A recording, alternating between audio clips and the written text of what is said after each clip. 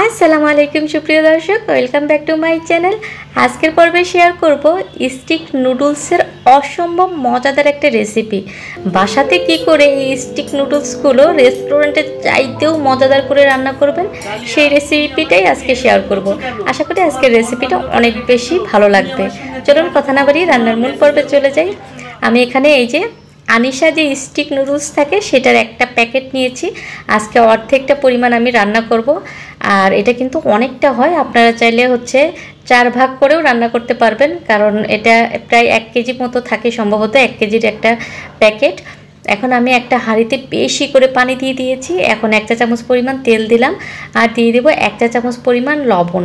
এভাবে যদি নুডলসটা সিদ্ধ করেন, নুডলসের মধ্যে একটু লবণ ঢুকে, সেই সাথে নুডলসটা একদম ঝরঝরা হয়। পানিটা যখন খুব ভালো করে বলক চলে আসবে সে পর্যায়ে, বা খুব ভালো করে গরম হবে সে পর্যায়ে আপনারা নুডলসগুলো ভেঙে ভেঙে দিয়ে দিবেন আর ঘড়ি ধরে 4 মিনিট এটাকে সিদ্ধ করে নেবেন। একদম হাই হিটে রেখে এই নুডলসটা কিন্তু সিদ্ধ করতে হবে। আর নুডলসগুলো দেওয়ার পরে আমি এর মধ্যে কিছু ছোট ছোট টুকরো করে গাজর দিয়ে দিচ্ছি। এ পর্যায়ে আপনারা চাইলে ফুলকপি বা যে কোনো ভেজিটেবল অ্যাড করতে পারবেন। এই তো এখন কিন্তু আমি এটাকে খুব ভালো করে সিদ্ধ করে নিব, মানে একদম ঘড়ি ধরে 4 মিনিট সিদ্ধ করলে নুডলসটা একদম পুরোপুরি সুন্দরভাবে সিদ্ধ হয়ে যাবে। এভাবে একবার বাসায় এই নুডলসটা তৈরি করে দেখবেন যে ভীষণ মজাদার একটা নুডলস হয়, আর বাচ্চারা তো এটা খেতে অনেক বেশি পছন্দ করবে। যাই হোক, আমি একটু চামচ দিয়ে এটাকে খুব ভালো করে নেড়ে চেড়ে দিচ্ছি। দেখতেই পাচ্ছেন আমি কিন্তু চুলার জালটা একদম হাই হিটে রেখেছি, আর আমার নুডলসটা মোটামুটি সুন্দরভাবে সিদ্ধ হয়ে গিয়েছে। একটা ছাকনির উপরে আমি ঢেলে ঠান্ডা পানি দিয়ে এটাকে ভালো করে ধুয়ে নিচ্ছি। আমি এখানে চিকেন আগে থেকে ম্যারিনেট করে রেখে দিয়েছিলাম সব মশলা টশলা দিয়ে, সেটা জাস্ট একটু বের করে ভেজে নিচ্ছে। আপনারা চাইলে চিকেন ছাড়াও করতে পারেন, তবে যেহেতু আমার চিকেনটা রেডি করা ছিল তা আমি অল্প জালে চিকেনটাকে খুব ভালো করে ভেজে নিচ্ছি। এরপরে এটাকে ঠান্ডা করে পিস পিস করে ছোট ছোট টুকরো করে কেটে নিব। আর ওই যে চিকেন ভাজা যে তেলটা ছিল ওই তেলটা দিয়ে আমি আজকে নুডলসটা রান্না করব। এই চিকেন ভাজা তেল দিয়ে নুডলস রান্না করলে অনেক বেশি মজা হয়। আপনারা সয়াবিন তেল দেবেন, সমস্যা নেই। আমি এখানে 3টা পেঁয়াজ কুচি আর 3-4টা কাঁচামরিচ কুচি দিয়ে নিচ্ছি। এখন এটাকে জাস্ট একটু নেড়ে চেড়ে ভেজে নিব, হালকা মানে লাইট গোল্ডেন করে ভেজে নিব। খুব বেশি বেশি ভাজা ভাজা করব না, লাইট গোল্ডেন হলে এর মধ্যে আগে থেকে কেটে রাখা ছোট ছোট টুকরো করে রাখা চিকেনগুলো এর মধ্যে দিয়ে দিব। আর আমি যেহেতু চিকেন ব্যবহার করছি এর জন্য কিন্তু ডিমের পরিমাণটা একটু কম দিব। আর আপনারা চাইলে ডিম এখানে বেশি করে দিয়ে চিকেন ছাড়াও রান্না করতে পারেন। যাই হোক, আমার লাইট গোল্ডেন করে পেঁয়াজটা ভাজা হয়ে গিয়েছে। এখন এর মধ্যে একটা ডিম দিয়ে দিচ্ছি।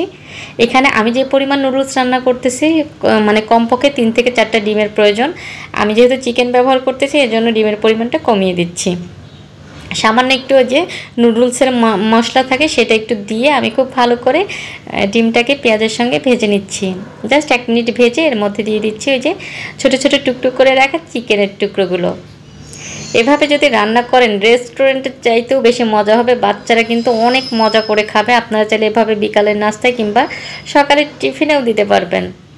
যাই হোক, চিকেনটা দেওয়ার পরে এটাকে আমি আরও কিন্তু 2 মিনিট ধরে ভেজে নিয়েছি, যদিও ভিডিওটা অনেক ফাস্ট করে দিয়েছি, এমনিতে অনেক বড় হয়ে গিয়েছে। এখন একে একে আমি সস দিয়ে দিচ্ছি। প্রথমে টমেটো সস দিলাম পরিমাণ মতো, আর যেহেতু আমি নুডলসের পরিমাণটা বেশি, সব কিছু একটু বেশি বেশি করেই দিতে হবে, তা না হলে কিন্তু প্রপার টেস্টটা আসবে না। দিয়ে দিলাম চিলি সস বেশ খানিকটা, দিয়ে নাড়াচাড়া করে নিতে হবে। এখন এর মধ্যে দিয়ে দেবো সয়া সস। সয়া সসটা অবশ্যই দেওয়ার চেষ্টা করবেন, তাহলে অনেক বেশি মজা হয়। সয়া সস দেওয়ার পরে আমি এটাকে খুব ভালো করে নেড়ে চেড়ে নিচ্ছি। আর আমার মনে হচ্ছে নুডলসটা একটু বেশি পরিমাণে হয়ে গিয়েছে, একটু কম হলে আরও ভালো হতো। যাই হোক, এই যে পানি ছড়িয়ে রাখা ঝরঝরে নুডলসগুলো দিয়ে দিচ্ছি। আজকের এই স্টিক নুডলসের রেসিপিটা যদি আপনাদের কাছে ভালো লেগে থাকে তাহলে অবশ্যই আমার চ্যানেলটা সাবস্ক্রাইব করবেন, বেশি বেশি লাইক কমেন্টস এবং শেয়ার করবেন। আর ধাপে ধাপে আমি নুডলসগুলো দিয়ে খুব ভালো করে নেড়ে চেড়ে মশলার সঙ্গে মিশিয়ে নিচ্ছি। আপনারা এ পর্যায়ে লবণ টেস্ট করে দেখবেন, বা সস টসগুলো ঠিক আছে কিনা একটু টেস্ট করে করে দিবেন। চাইলেও কিন্তু এ পর্যায়ে আপনারা সস অ্যাড করতে পারবেন, লবণ অ্যাড করতে পারবেন। এভাবে একটু টেস্ট করে করে সব কিছু কমিয়ে বাড়িয়ে অ্যাড করে নেবেন। আর সব কিছু মিশিয়ে আমি এটাকে খুব ভালো করে একটা ঢাকনা দিয়ে ঢেকে 5 মিনিটের জন্য একদম লো হিটে রেখে দেব, তাহলে অনেক বেশি মজাদার হয়। আমি সামান্য একটু হচ্ছে উপর থেকে নুডলসের মশলা ছড়িয়ে দিচ্ছি। আমি কোনো এক্সট্রা লবণ অ্যাড করিনি, ওই জাস্ট নুডলসের মশলা দিচ্ছি। যাদের কাছে নুডলসের মশলা থাকবে না তারা স্বাদে ম্যাজিক ব্যবহার করবেন, যে মশলাটা প্যাকেট মশলা পাওয়া যায়। এতে ঢাকনা দিয়ে ঢেকে এটাকে জাস্ট অল্প জালে রেখে দিয়েছিলাম বেশ কিছুক্ষণ। এরপরে এটাকে নেড়ে চেড়ে আমি হচ্ছে সার্ভ করে দিচ্ছি। দেখে কতটা বুঝতে পারছেন জানি না, এটা কিন্তু অনেক বেশি ইয়ামি এবং অনেক বেশি হচ্ছে দেখতে সুন্দর ছিল। আমার বাচ্চারা কিন্তু অনেক পছন্দ করেছে, খেয়ে বলেছে আম্মু আবারও বানিয়ে দিও। যাই হোক, একবার হলেও বাসায় ট্রাই করবেন এভাবে, তাহলে আর রেস্টুরেন্টে গিয়ে চড়া দামে চাউমিন কিনে খেতে হবে না। কেমন লাগলো আজকের এই রেসিপিটা অবশ্যই কমেন্টস করে জানাবেন।